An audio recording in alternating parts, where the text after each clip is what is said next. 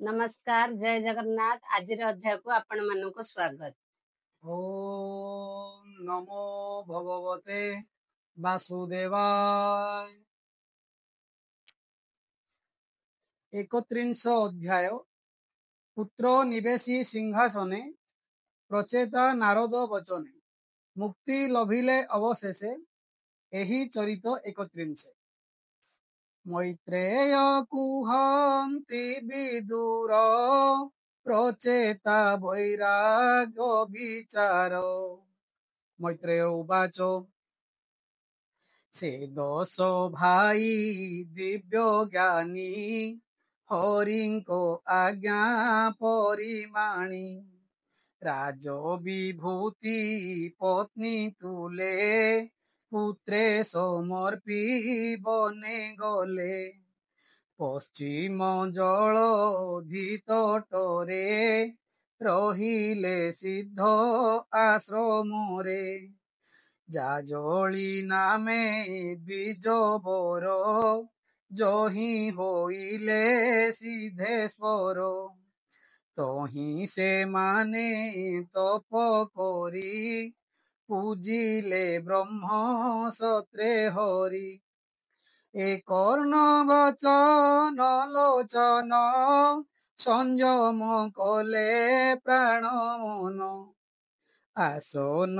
आदि दृढ़ कले सुशांत विग्रह होइले एमंत समये विदुर नारद ब्रह्मांक कुमर मिलिले तांको ठारे आसी सेमाने छंती तपे बसी देखी नारद मुनिवर सेमाने उठिले सत्वर बेगे आसन आनी देले चरण जुग प्रखालिले आसने बसाइले नेई पूजिले अर्घ्य आदि देई सुखे बसिले मुनिवर सेमाने अग्रे जोड़ी कर बसीण पुछन्ति विनये भोमुनि आगत निर्णये आम्भे कि भाग्य करिथिलु ए तुम्भ दर्शन लभिलु भोमुनि ए तुम्भ भ्रमण अज्ञानी जन उदाहरण निर्भय हेतु प्राणींकर तुम्भ दर्शन मुनिवर जेसने सूर्यर उदय अशेष प्राणी सुखमय तेसने तुम्भ दर्शन खंडई त्रिताप अज्ञान भोमुनि मन खेद जेते कहिबु तुम्भर अग्रते पूर्वे जे प्रभु भगवान कही जे थिले दिव्य ज्ञान आम्भे जे गृह धर्मे पड़ी जे दीप से दिव्य ज्ञान देलु छाड़ी भोमुनि कर अनुग्रह से तत्व ज्ञान एबे कह ए भव सागर दुस्तर से ज्ञाने होइबु निस्तार मैत्रेय कहन्ति भारत एमंत बोलन्ते प्रचेत शुणी नारद तपोधन उत्तम श्लोके कले ध्यान ध्यान करन्ते मुनिवर रोम पुलके कले बर कृष्ण विषये निमज्जिले देह जीवन पाशोरिले तक्षणे पाई दिव्य बुद्धि ତାହାଙ୍କୁ କହନ୍ତି ପ୍ରବୋଧି। ନାରଦ ଉବାଚ ଶୁଣ ନୃପତି ଧର୍ମଶୀଳ, ଯେ କର୍ମେ ହୋଇବ କୁଶଳ। କହିବା ତହିଁର ବିଧାନ, ଯହିଁରେ ହେବ ତୁମ୍ଭ ଜ୍ଞାନ। ମନୁଷ୍ୟ ଜନ୍ମ କର୍ମ ସେହି, ହରିଙ୍କ ସେବା ହୋଏ ଯହିଁ। ହରି ଭଜନ ଯେବେ ନାହିଁ, ଏଥୁ ଅଭାଗ୍ୟ ପରେ କାହିଁ। ଯେ ତିନି ବେଦ କର୍ମ କହେ, ସେ କର୍ମେ ପ୍ରାଣୀ ମୋକ୍ଷ ନୋହେ। ଭବୁ ତରିବ ସେବା କାହିଁ, ଯାବତ ହରି ନ ଭଜଇ। ଯେ ଦେବ ଆୟୁ ସେ ଜୀବନ୍ତି, ହରି ନ ଭଜି ନ ତରନ୍ତି। ତେଣୁ ସେ ବିଷଏ ପ୍ରମତ, ନ ଦେଲା କୃଷ୍ଣ ପାଦେ ଚିତ। ସୁସାଧ୍ୟ କଲେ ବିଦ୍ୟାମାନ, ଅପରେ ଯେତେ ତପଦାନ। ଏ ସର୍ବତାର ଅକାରଣ, ଯେବେ ନ ଭଜେ ନାରାୟଣ। ଯେତେକ କବିତ୍ୱ ବଚନ, ବ୍ୟର୍ଥ କି କାର୍ଯ୍ୟେ ପ୍ରୟୋଜନ। ବିଫଳ ବୁଦ୍ଧି ହେଲା ତାର, ନ କଲା ଯେ କୃଷ୍ଣ ବିଚାର। ଇନ୍ଦ୍ରିୟ ବଳ ତେଜ ଘେନି, ଏଣୁ କି ଭବୁତରେ ପ୍ରାଣୀ। ଅଷ୍ଟାଙ୍ଗ ଯୋଗ ସାଂଖ୍ୟ ଆଦି, ସନ୍ନ୍ୟାସ ଧର୍ମ ବେଦବାଦୀ। ଏ ସର୍ବ ଜୀବ ନ ତାରନ୍ତି, ଭୋଗାଦି ଫଳ ବାଞ୍ଛା ଦିଅନ୍ତି। ଅପରେ ଯେତେ ଶ୍ରେୟ କର୍ମ, ଇହ ସଂସାରେ ଲୋକ ଧର୍ମ। ଏ ସର୍ବ କାଳେ ନ ଘଟନ୍ତି, ଯେବେ ହରିଙ୍କି ନ ଭଜନ୍ତି। ଏ ଯେତେ କର୍ମ ଶ୍ରେୟ ବିଧି, ଯଜ୍ଞାଦି କର୍ମ ଅଷ୍ଟ ସିଦ୍ଧି। ସେ ସର୍ବ ଅନ୍ତରାତ୍ମା ହରି, ଯେ ଭଲ ମନ୍ଦେ ଅଧିକାରୀ। କର୍ମାନୁସାରେ ଦେହେ ରହି, ପ୍ରାଣୀଙ୍କି କର୍ମ ଭୋଗ ଦେଇ। ତେଣୁ ସେ ଆତ୍ମା ସର୍ବଭୂତେ, ସକଳ ପ୍ରିୟ ସେ ଏମନ୍ତେ। ଯେବେ ହରିଙ୍କି ସେବା କରି, ଆତ୍ମାକୁ ଉଦ୍ଧାରନ୍ତି ହରି। ଯେ ସନେ ତରୁଙ୍କର ମୂଳେ, ସେଚନ କଲେ ନେଇ ଜଳେ। ତାହାର ଭୁଜ ସ୍କନ୍ଧ ଶାଖା, ସର୍ବେ ସନ୍ତୋଷ ମୂଳେ ଏକା। ପ୍ରାଣକୁ ଉପହାର ଦେଲେ, ସନ୍ତୋଷ ଇନ୍ଦ୍ରିୟ ସକଳେ। ଏମନ୍ତେ ହରିଙ୍କର ସେବା, କଲେ ସନ୍ତୋଷ ସର୍ବଦେବା। ହରି ସେ ସର୍ବ ଆତ୍ମା ମୂଳେ, ଯେତେ ପ୍ରପଞ୍ଚ ସୂକ୍ଷ୍ମ ସ୍ଥୂଳେ। ଯେ ସନେ ରବି ଠାରୁ ଜଳ, ପ୍ରଭବି ପ୍ରକାଶେ ସୟଳ। କାଳେ ଯେ ରବି ତେଜେ ପୁଣି, ପ୍ରବେଶ ହନ୍ତି ସର୍ବ ପ୍ରାଣୀ। ସେ ରୂପେ ଏ ଗୁଣ ପ୍ରବାହ, ଏ ଚରାଚର ଭୂତ ଦେହ।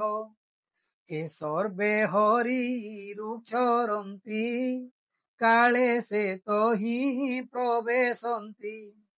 ଜଗତ ହରିଙ୍କ କିରଣ, ସୂର୍ଯ୍ୟର ପ୍ରଭାଟି ଯେ ସନ।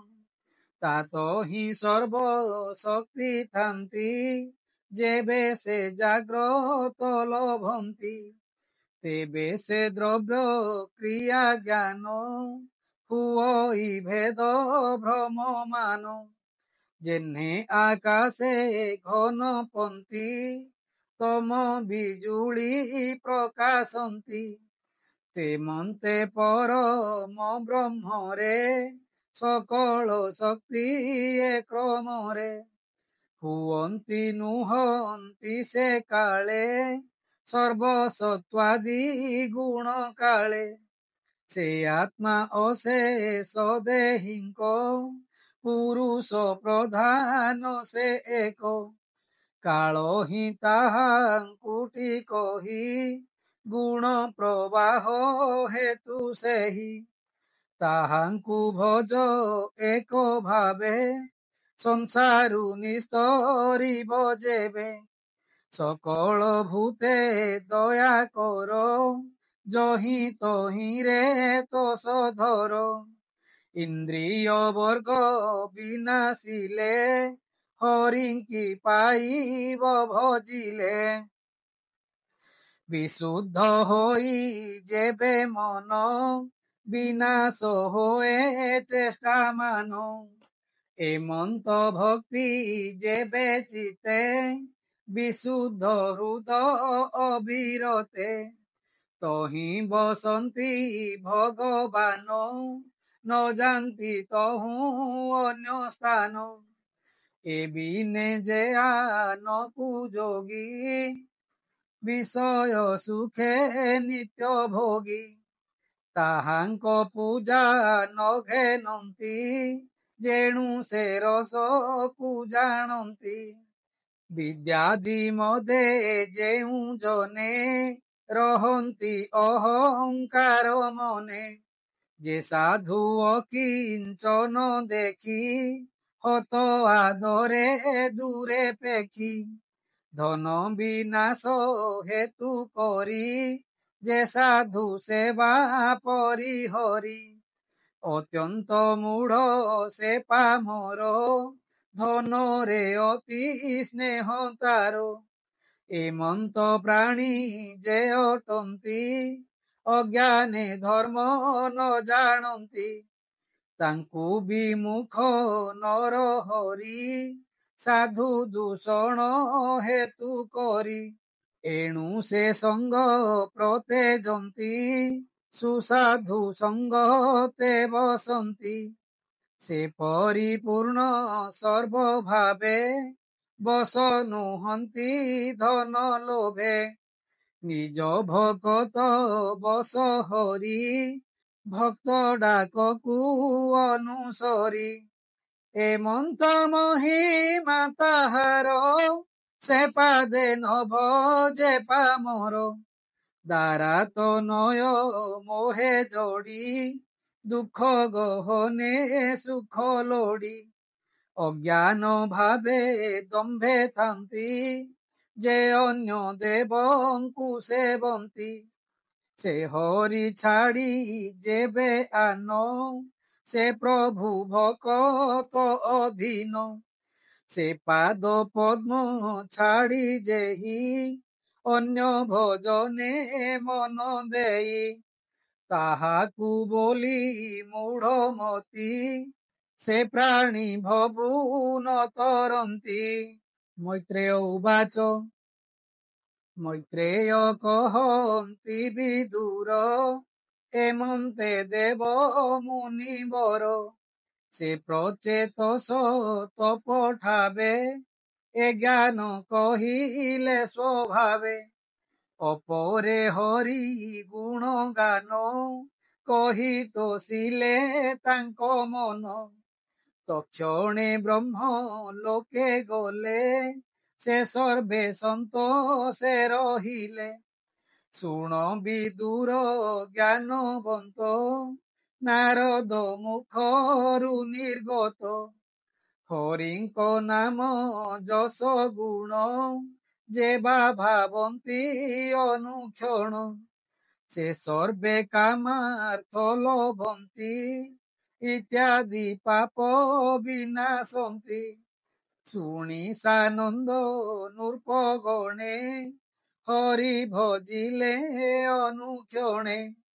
ଅନ୍ତେ ସେ ହରିଙ୍କି ଲୋଭିଲେ ନାରଦ ହେତୁ ନିସ୍ତରିଲେ ଏ ଘେନି ସତ ସଙ୍ଗ ପ୍ରାଣୀ ଆଦରି ଲୋଭେ ଚକ୍ର ପାଣି ଏ ବିନେ ନାହିଁ ସଦଗତି ଶୁଣ ବିଦୁର ଗୁହ୍ୟ ଅତି ସୁସାଧୁ ସଙ୍ଗେ ଚିତ ଧର ଏ ମାୟା ସ୍ନେହ ଦୂର କର ଯେତେ ସଂଶୟ ହୃଦଗତ ପଚାରିଥିଲୁ ସେ ବୃତ୍ତାନ୍ତ ସାର ଉଧରି ଶାସ୍ତ୍ର ମତେ କହିଲୁ ଶ୍ରୀ ଭାଗବତେ ନାରଦ ପ୍ରଚେତା ସମ୍ବାଦ ଶ୍ରୀହରି ଯଶ ଗୁଣବାଦ ମୁଁ ଫେଡ଼ି କହିଲହିଁ ତାହା ସଂଶୟ କରିଥିଲୁ ଯାହା ଶ୍ରୀଶୁକ ଉବାଚ କହନ୍ତି ସୁକ ମହାମୁନି ଶୁଣ ପରୀକ୍ଷ ତତ୍ତ୍ୱଜ୍ଞାନୀ ମୈତ୍ରେୟ ଯେତେ କହିଲେ ବିଦୁର ବିନୟ ଶୁଣିଲେ ଆନନ୍ଦେ ରୋମ ପୁଲକିତ ଭାବ ଗଦ୍ଗଦେ ଅଶ୍ରୁପାତ ଆନନ୍ଦ ସାଗରେ ବୁଡ଼ିଲେ ଦେହ ଜୀବନ ପାଶୋରିଲେ ଧରିଣ ମୁନିଙ୍କ ଚରଣ ଭୋମୁନି କଲ ଉଦାହରଣ ତୁମ୍ଭ ପ୍ରସନ୍ନେ ତତ୍ତ୍ୱଜ୍ଞାନ ପାଇ ଛାଡ଼ିଲା ମୋହମାନ ଭୋମୁନି ତୁମ୍ଭେ ଜ୍ଞାନ ସାର ଦେଖାଇ ଦେଲ ତମ ପାର ଏମନ୍ତ ଜ୍ଞାନୀ ଯେବେ ହୋଇ ସେ ପ୍ରାଣୀ ହରିଙ୍କି ଲୋଭଇ ମୁଁ ଏବେ ହେଲି ମୋକ୍ଷ ପାର ତୁମ୍ଭ ପ୍ରସନ୍ନେ ମୁନିବର ଭୋମୁନି ଆଜ୍ଞା ଦେବ ଯେବେ ନିଜ ସଦନେ ଯିବି ତେବେ ଏମନ୍ତ କହିଣ ଆନନ୍ଦେ ନମିଲା ମୁନିଙ୍କର ପାଦେ ସେ ତାଙ୍କୁ ତ ସେ ଆଜ୍ଞା ଦେଲେ ନିଶ୍ଚିତ ଆସନେ ରହିଲେ ହସ୍ତିନା ଗମିଲେ ବିଦୁର ଦେଖିବା ଅର୍ଥେ ସହୋଦର ଛାଡ଼ି ସକଳ ମାୟା ମୋହେ ଗମିଲା ମାତ୍ର ଭାତୃ ସ୍ନେହେ ଶୁଣ ରାଜନ ଦଣ୍ଡଧର ସେ ଯେ ପ୍ରାଚୀନ ନୃପବର ତାହାଙ୍କ ପୁଣ୍ୟ ଯଶ କୀର୍ତ୍ତି ଯେ ନିତ୍ୟ ଶୁଣେ ଦୃଢ଼ମତି ତା ଯଶ ଆୟୁଷ ବଢ଼ଇ ବିପୁଳ ଭୋଗ ନ ଛାଡ଼ଇ ଅଷ୍ଟ ଐଶ୍ୱର୍ଯ୍ୟ ଭୋଗ ତ ସେ ସୁକୀର୍ତ୍ତି ରହେ ଚତୁର୍ଦ୍ଦଶେ ଦେହାନ୍ତେ ଗତି ହୁଏ ତାର ସେ ପ୍ରଭୁ କରନ୍ତି ନିସ୍ତାର ଭଣଇ ବିପ୍ର ଜଗନ୍ନାଥ ଏ କୃଷ୍ଣ ଆଜ୍ଞାରୁ ଉକତ ଭୂପତେ ବହୁ କାଳ ଥିଲା ହରି ଆଜ୍ଞାରୁ ଉଦେ ହେଲା ହରି ହରି ଭାବନା କରୁ ସଂଶୟ ଛାଡ଼ିଲା ମନରୁ ସେ ବ୍ରହ୍ମ ଅନନ୍ତ ମହିମା କେ କହିପାରେ ଗୁଣ ସୀମା ଅମୃତ ଚରିତ ଏ ବାଣୀ ଶ୍ରବଣେ ନିସ୍ତରିବେ ପ୍ରାଣୀ ହୋଇବ ଭବ ବନ୍ଧନାଶ ସୁଜନେ କୃଷ୍ଣ ପାଦେ ରସ ଚତୁର୍ଥ ସ୍କନ୍ଦ ହେଲା ଶେଷ ହୃଦରେ ଚିନ୍ତ ହୃଷିକେଶ